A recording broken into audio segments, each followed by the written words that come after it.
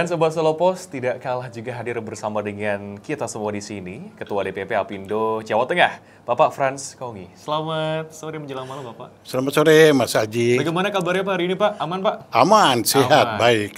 Luar biasa sekali, Pak. Ini kan kita semua hadir dalam acara pelantikan bersama ya dari DPK Apindo Kota Surakarta dan juga Kabupaten Sukoharjo. Tapi Bapak sebagai Ketua DPP Apindo Jawa Tengah di sini, melihat situasi ekonomi Jawa Tengah itu seperti apa sih Pak dengan adanya produk-produk globalisasi dan juga impor serta lain sebagainya?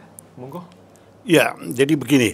Kalau kita lihat dunia usaha di Jawa Tengah ya, sekarang ini kita berjalan masih normal-normal saja ya. Tapi tidak juga ada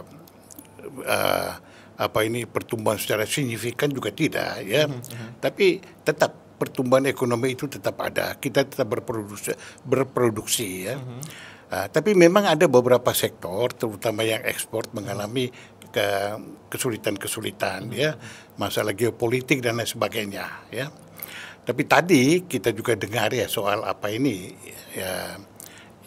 barang-barang import ini ya. Iya.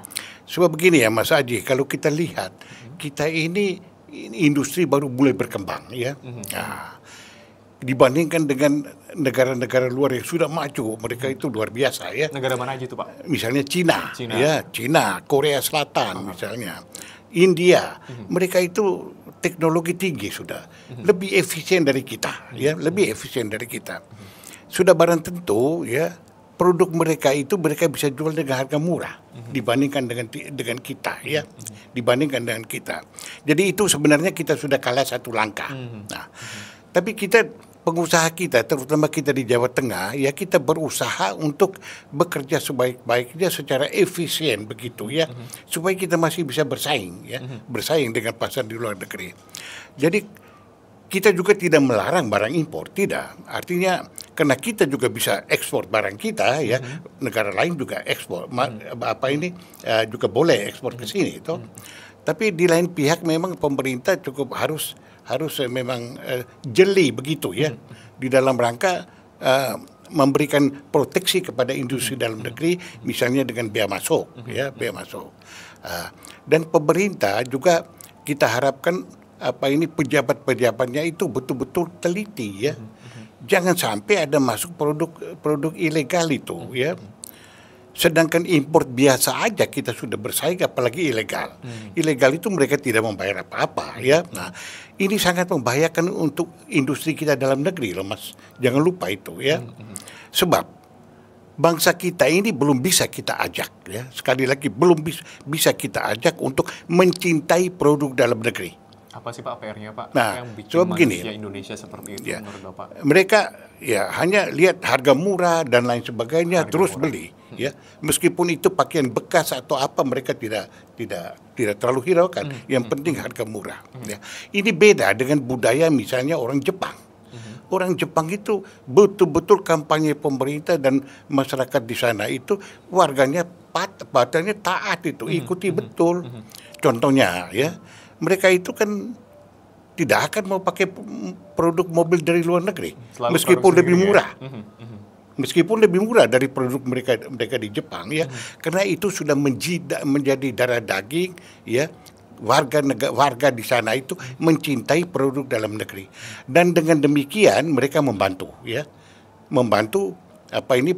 pertumbuhan industri di daerah mereka, dan dengan demikian juga meningkatkan kesejahteraan mereka yang akhirnya membawa kemakmuran untuk mereka. Kira-kira Indonesia bisa nggak sih Pak kayak begitu Pak?